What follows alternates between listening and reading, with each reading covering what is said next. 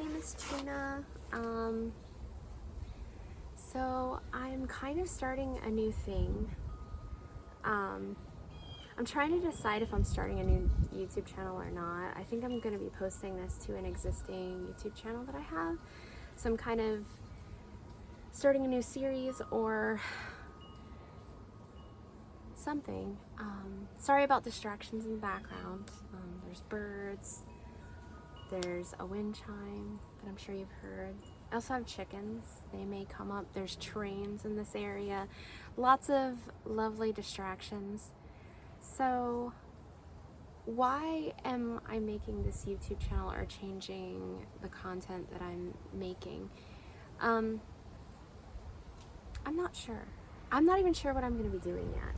I have lots of different little ideas, but I'm not 100% sure how they all fit together yet. And I think that's okay. Sometimes you just kind of go with the flow and just try things and see what works and what doesn't. It would not be my first time with content creation. I'm trying to decide how much I want to say about myself. So bear with me.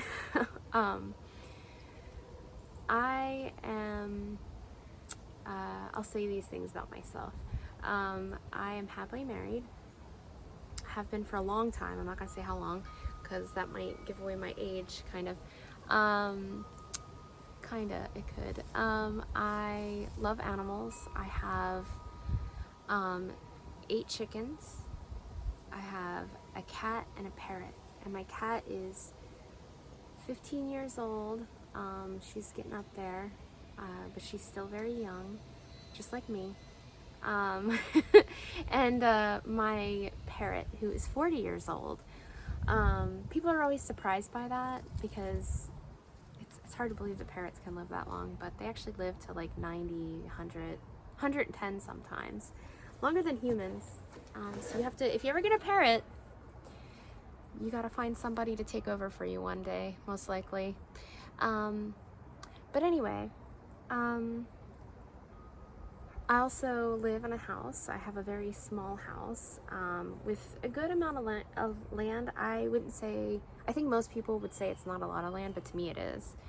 I grew up in lots of different houses without a yard, so to me it's a lot of space. And I am attempting to live a quiet life, and that's kind of what I want to talk about. And I feel like I am just a drop in a very large ocean of people who would be talking about this sort of stuff. But here I am doing it again, once again, adding my little weird little flavor of things. So another thing about me is that I am a person who has always been very creative, and when I was growing up, I always wanted to be a performer, like not like an actress or anything like that, but I always wanted to be, I was always interested in children's entertainment. That's what I wanted to do when I was a teenager into young adulthood. I wanted to be a kindergarten teacher at first, and then I became very fascinated with children's entertainment. One of my biggest heroes growing up was Sherry Lewis and Mr. Rogers. If you don't know who they are, you can always look them up. They're children's TV show hosts. Of course, you've got to know who Mr. Rogers is. But I also watch things like Blue's Clues. I love Steve. I feel like I really based a lot of my personality around Steve from Blue's Clues. Weirdly, I was a teenager when I was watching it, but I was like taking notes. I did a lot of like childcare classes in high school, and tried to go to school to be a teacher. It didn't work out. But I was like watching him, and I was also watching things like Teletubbies, just to learn how children learn. And I've always had an interest in that. And as I grew up, I realized that all of those things taught me something about how not just children need to be treated, but also adults. I sort of believe that adults are just grown-up children that are just trying to figure out how to really make life make sense. And there's a lot that I've learned about myself, uncovering some patterns of my childhood self that still never got any closure. And I think that's a huge part of the reason why adults struggle with growing up. And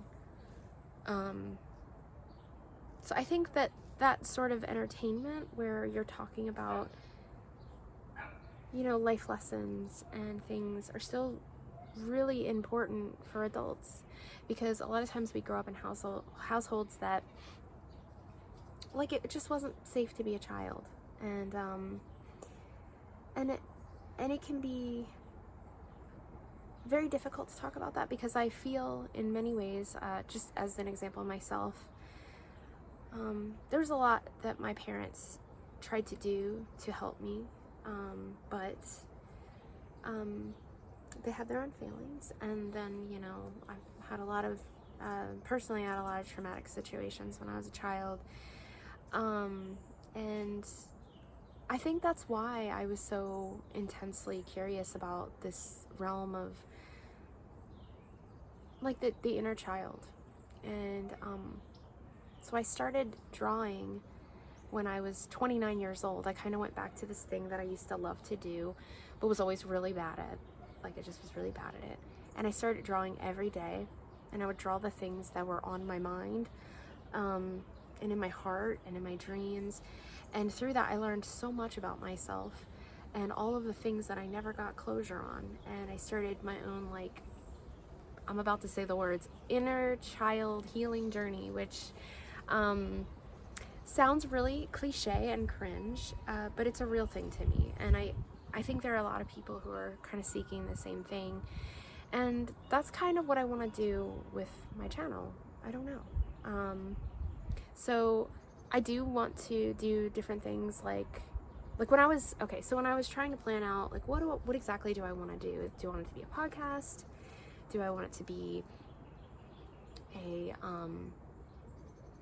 just a channel where I'm just a talking head? Do I want to draw? Do I want to read books? This is one of the ideas I had, which I really want to do.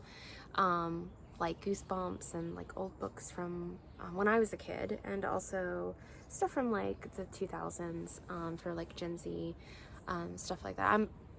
I don't want to say how old I am, but I am a millennial. I will say I love Gen Z. I've learned so much from Gen Z and Gen Alpha through babysitting.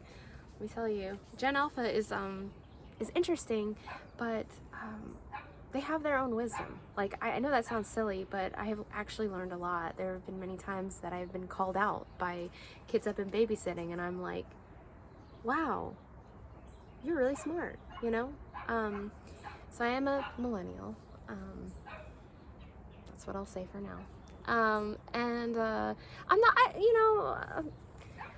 not super married to my own generation. They're fine, you know. Gen X was the cool kids when I was growing up, so I do like Gen X too. I don't have any beef with any particular generation.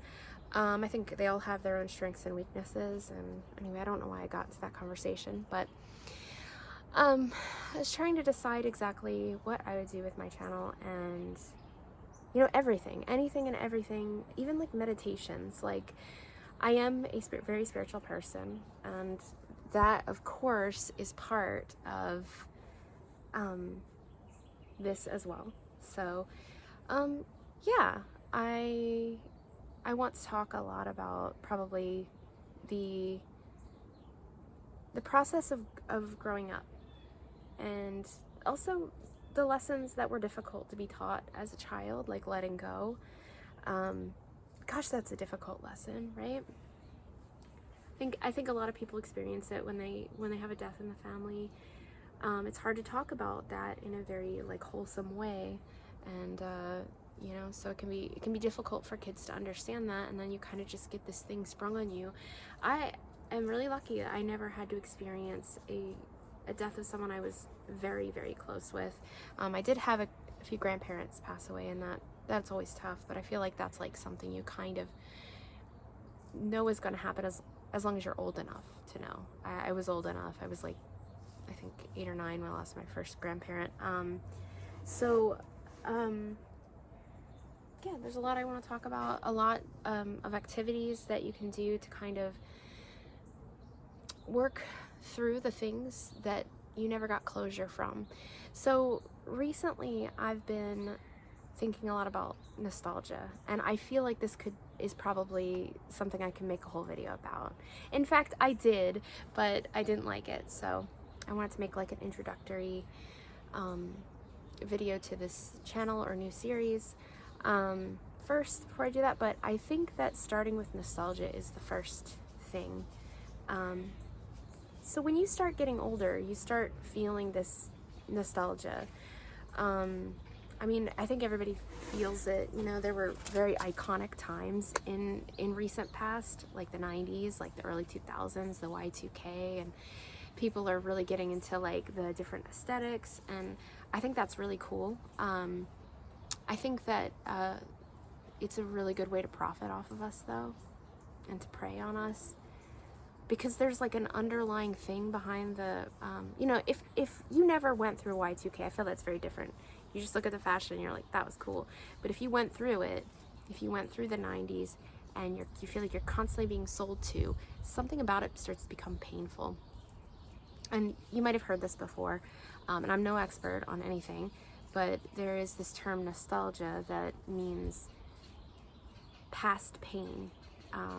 So the actual etymology of the word comes from pain and the past, and it is it feels like an actual ailment, because you may be looking back on times, no matter how old you are, you may be looking back on times when things were better or different, and so you go back to the physical shell of what that thing was, hoping to find a solution. Like maybe it's like a type of movie, or, you know, a reboot of a movie, or a clothing style, or a thing. And it, you know, maybe you listen to music. Like I kind of a few years ago got into like lo-fi music. I kind of hate it now, because when I listen to it, it reminds me of a time when I was really trying to find out, why does this hurt so bad to listen to this? Why do I desire so much to go back and listen to this? And it took me a long time, but I realized that there is a pain that still exists in that very liminal space of my childhood, that's still there. And all the physical stuff around it was fine, but it's stuff that I need to deal with now that I'm an adult. And kind of discovered this through many different means, like therapy, and I always do suggest therapy, you know, for anyone, because we all have things that we can't talk about with everyone. So, you know, for these things, if things really hurt you or feel triggering, I would always suggest seeking out therapy.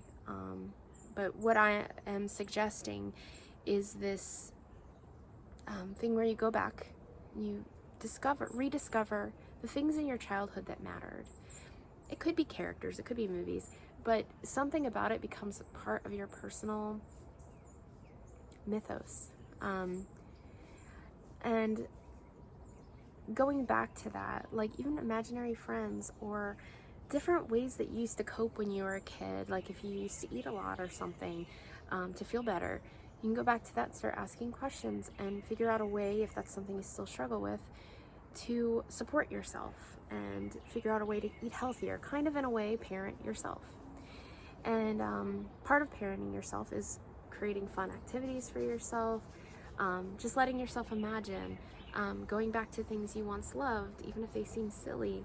And I might have mentioned this before, but yeah, I did start drawing when I was 29 years old, and I did it every day, and I made a career path out of it, although I've kind of abandoned it due to some health issues and also psychological stuff, which I've had to work on first. And just discovering your own inner world. That's kind of what I want to do. Do I want this to be like a podcast? Do I want this to be like a I don't know, would I ever do like live stuff? I have no idea, but that's kind of what I want to do. And I'll talk about things like nostalgia and things like different activities you can do, you know, ways to support yourself, things to think about. I'll leave you with a thing to think about. And this is the kind of thing that I like to do. So maybe in your childhood, maybe, and you may not feel this way, but maybe in your childhood you felt like a flower that was growing in a strange place. My favorite, if I can insert it, I will, but my favorite picture that I have of like all time is there was this dandelion that was growing on my roof one time, and I was like, it was just thriving, and sometimes bees would go up there. If you've ever lived in a situation where you felt like a flower growing in a strange place, what did that look like? What kind of flower were you? What kind of ways did you have to stretch yourself to grow properly, or how did that make you grow improperly? Here's a chicken. This is my baby Gingy. Okay. So what did you need? And is there anyone that you could have asked for that help? The thing about being a flower growing in a difficult spot is that you can't move yourself. And so in a lot of ways you have to ask for help. And it's so hard when you're a child to figure out what you even need. So as an adult, it's important to ask yourself, like, what did I need at that time? Did I need more sunlight? Did I feel like I was in the dark? Did I feel like I wasn't getting the right nutrients? Like maybe you weren't fed the right foods? What kind of flower were you, and how far were you growing towards the sun? How much did you stretch and reach and have to work around? This chicken is so cute. And work around all of the trouble in your life. And maybe that's something that you can journal about, something you can draw, something that can give you inspiration for something. Sorry about the noises in the background. Anyway, you can always leave them in the comments. If you got to this point in the video, leave a chicken emoji in the comments. I would love that. This is Gingy. Oh, she was, you okay? She's just a baby. She still doesn't have her little wattles, and her comb is still very short. This is a comb. This is a wattle. We'll talk about chickens, by the way. She's making noises, but she's not whining. She wants to be here. I'm not forcing her to be here. Anyway. Yeah, so thank you so much for joining me, and in the future we'll talk more about different things we can do and think about. I love chickens. This might just become a chicken channel. I honestly, I don't know. But yeah, think about the thing. Sorry, I'm a little distracted by the chicken. But think about the flower growing in the strange place and how resilient you had to have been to grow up in what you grew up in, or overcome your circumstances. Or if you were a flower that was planted in a good place, you know, like there's still work that you can do to go back to that place of childhood without being preyed upon, without the media trying to profit off of your past pain. So let me know what you think, and thank you so much for joining me. Have a great day. Bye.